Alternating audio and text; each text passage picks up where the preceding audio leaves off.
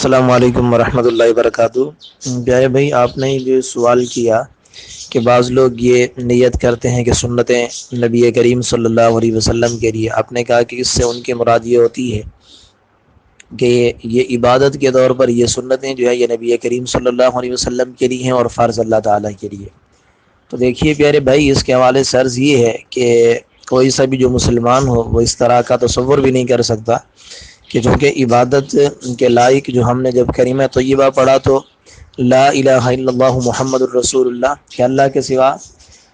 کوئی عبادت کے لائق نہیں، معبود برحق اللہ تبارک و تعالی ہی کی ذات ہے۔ ہاں، نبی کریم صلی اللہ علیہ وسلم کا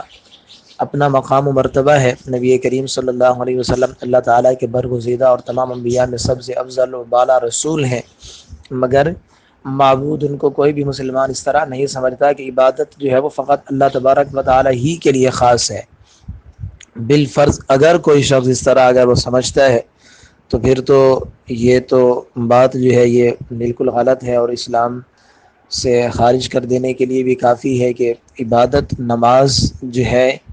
عبادت جو ہے اس کے کا جو مستحق ذات ہے اس کی وہ اللہ تبارک و تعالی کی ذات ہے، اور یہی جو ہے عقیدہ ہے ہمارا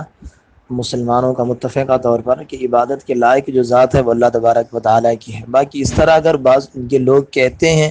کہ سنت نبی کریم صلی اللہ علیہ وسلم کے لیے، تو ان کی مراد یہ ہوتی ہے کہ یہ سرکار علیہ الصلوۃ والسلام کا طریقہ ہے، اس لیے وہ یہ کہتے ہیں۔ اور فرض اللہ تبارک و تعالیٰ کے لیے کہنے کا ان کا مطلب یہ ہوتا ہے فرض اللہ تعالیٰ کے لیے، سنتیں بھی اللہ ہی کے لیے ہیں، فرض بھی اللہ تعالیٰ ہی کے لیے ہیں، مگر یہ کہ فرض جو ہیں وہ اللہ تعالیٰ کی طرف سے لازم ہے اور سنتیں جو ہے یہ نبی کریم صلی اللہ علیہ وسلم کا جو ہے پیارا عمل ہے، میرے آقا علیہ السلام کا طریقہ ہے، تو اس لیے وہ یہ لوگ اس طرح کہتے ہیں۔